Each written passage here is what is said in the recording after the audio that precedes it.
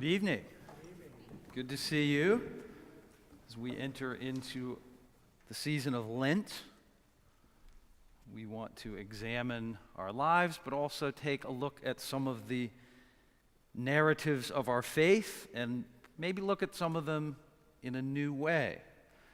If you're alert, if you've been you say, hey, where's the reading of Scripture? That's right, it's not a misprint. We're doing things a little different because I'd like to invite you to hear a very familiar story about creation in maybe a new way. Think about it in a new way. You know, the Bible can be tricky sometimes because you pick it up and read it and it starts at Genesis 1:1 and says in the beginning. That makes sense and it's just a nice sequential narrative, but you know, most scholars and folks who look at these things don't think it was developed in just that sort of way. The tendency is to believe, and I think this is pretty well established, that this narrative that we have in Genesis 1 was actually written when Israel is in exile in Babylon. So you need to think about that. We need to think about that. And I want you to think about that as the backdrop to understanding what is going on in this narrative. To do that, I want you to imagine a scene. Think about Israel for a moment. You may not remember all the details of Israel's story, so let me just hit some of the high points. Israel understood themselves as God's chosen people.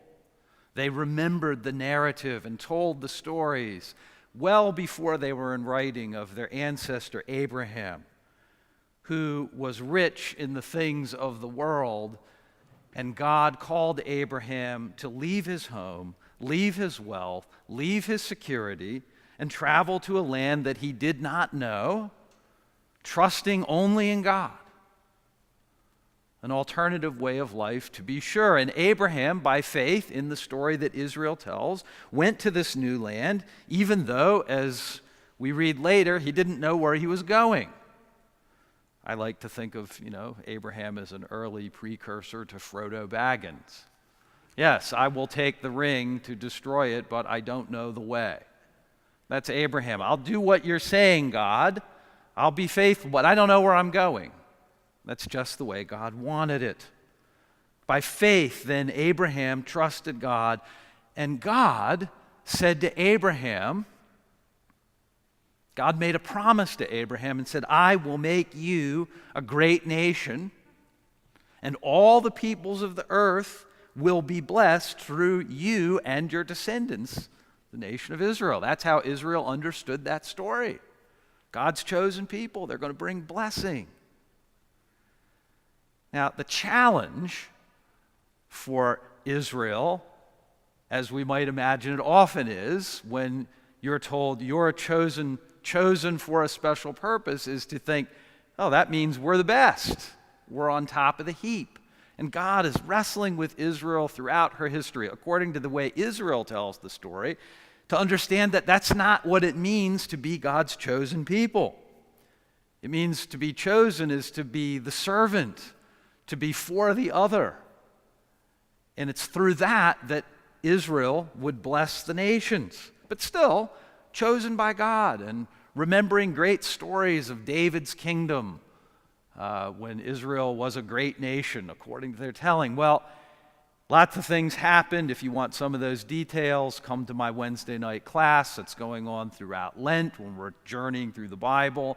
But long story short, things constantly are difficult for Israel, and eventually they end up out of the land that God had given to Abraham and in exile in Babylon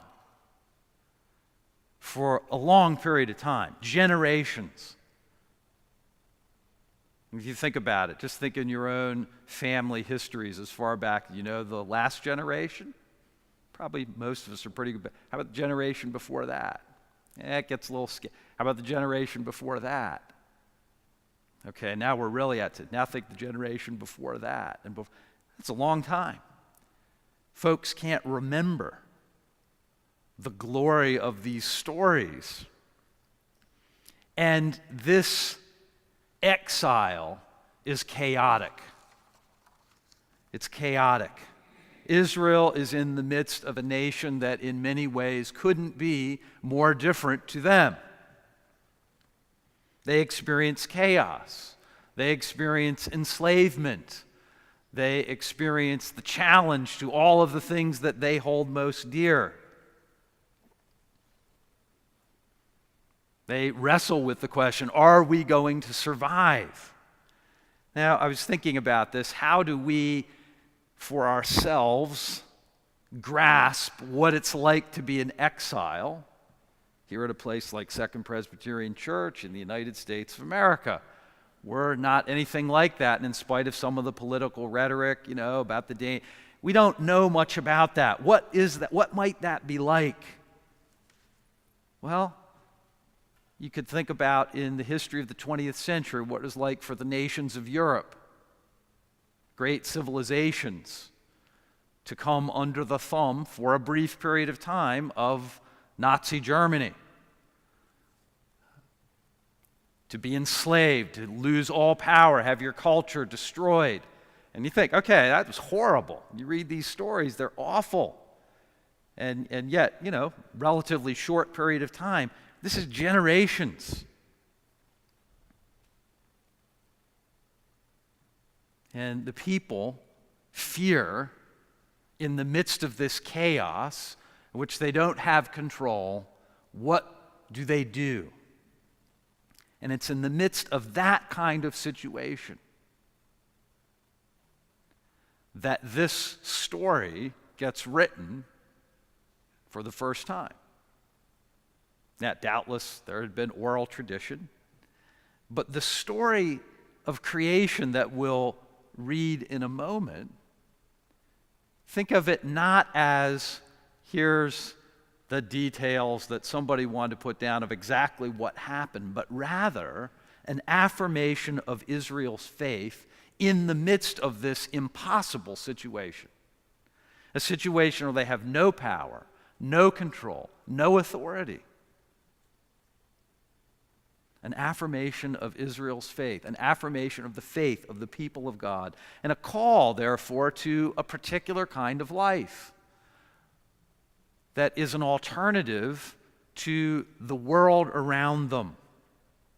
We have this great phrase, in the beginning when God created the heavens and the earth was a formless void. The Hebrew phrase, formless void, describes a chaotic mass. Means literally something like wasteland or emptiness.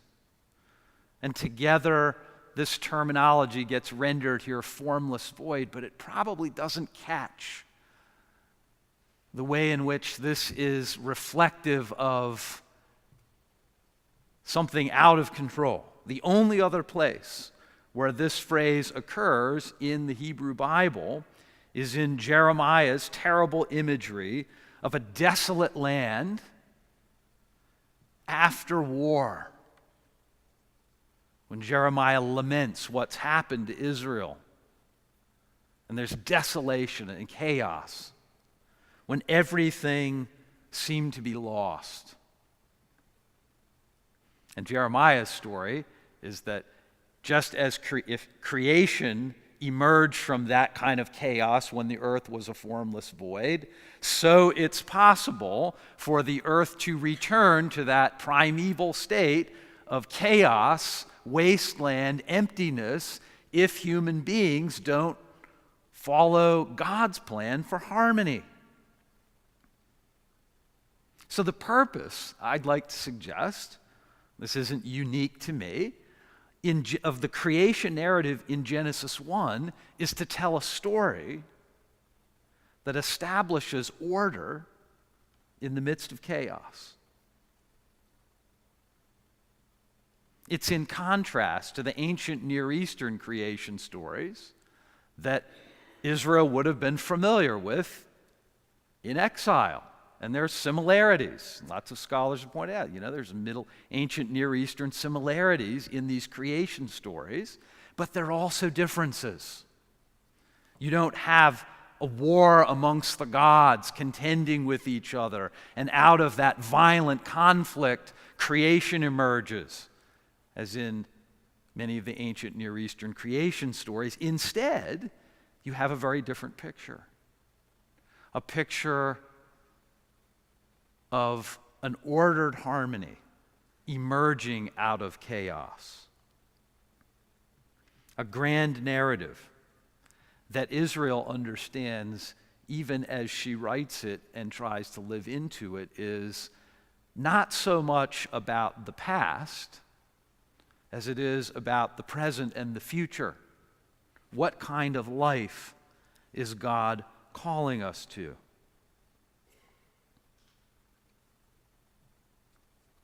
This narrative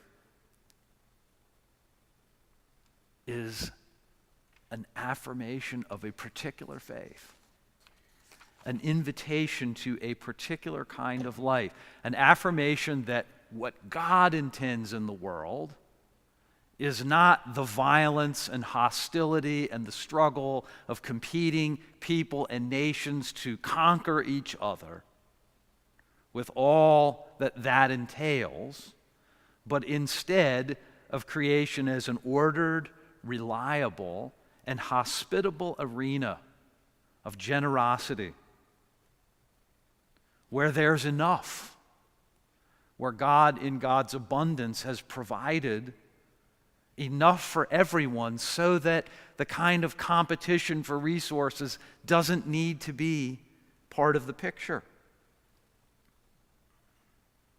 This is a counter-narrative to this situation that Israel faces in exile.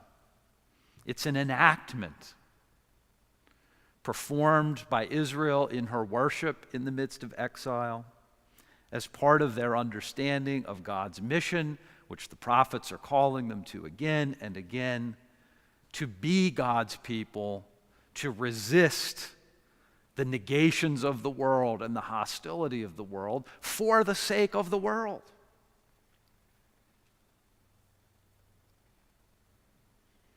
I'd suggest, friends, that creation and this account is not primarily to be understood as a theory about what happened way back in the day.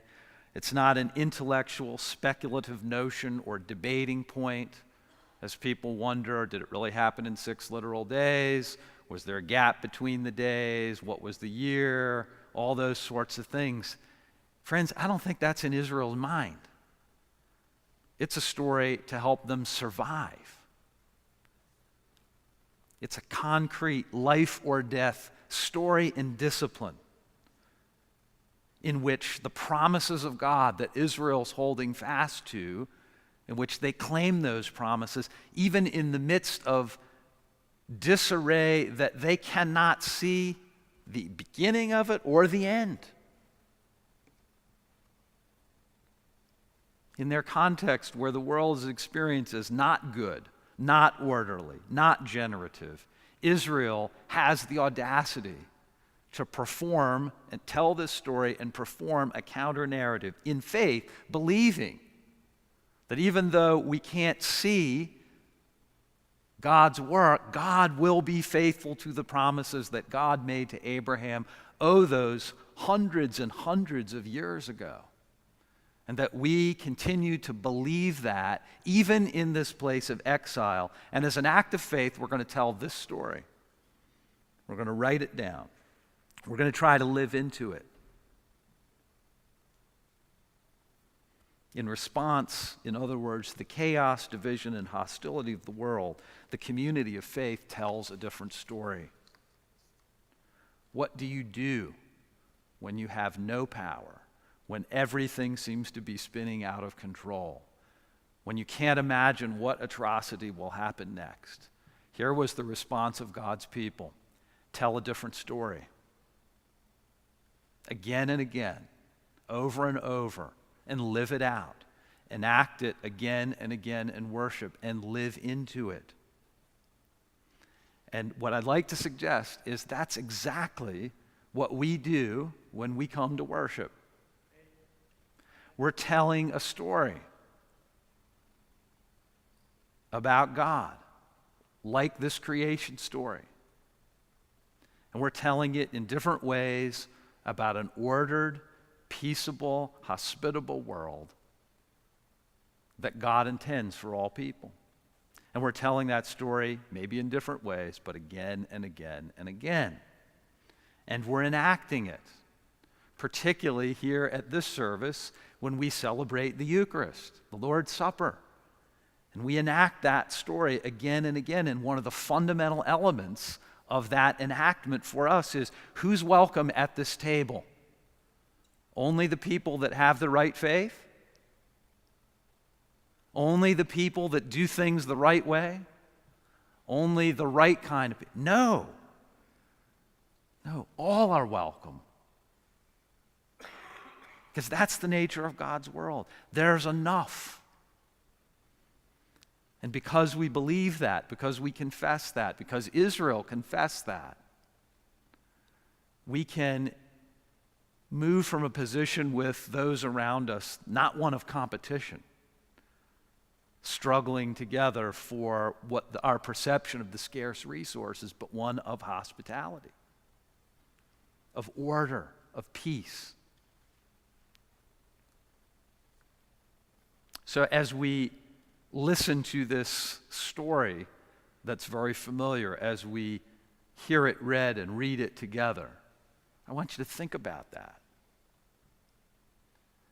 Think about the ways that we in the church continue to tell this story in the midst of a chaotic world, a world that often feels outside of our control. Yeah, it's not as bad for us as it was for the Israelites, but it's challenging.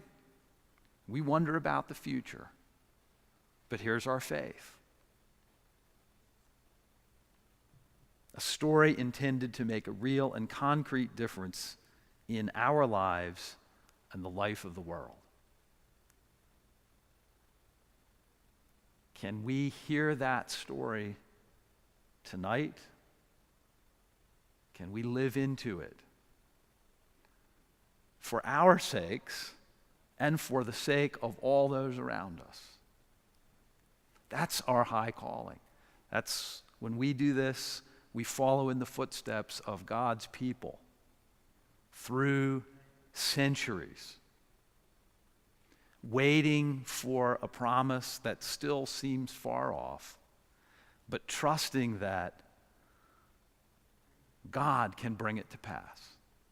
Just as God brought goodness and order out of a formless void. Amen.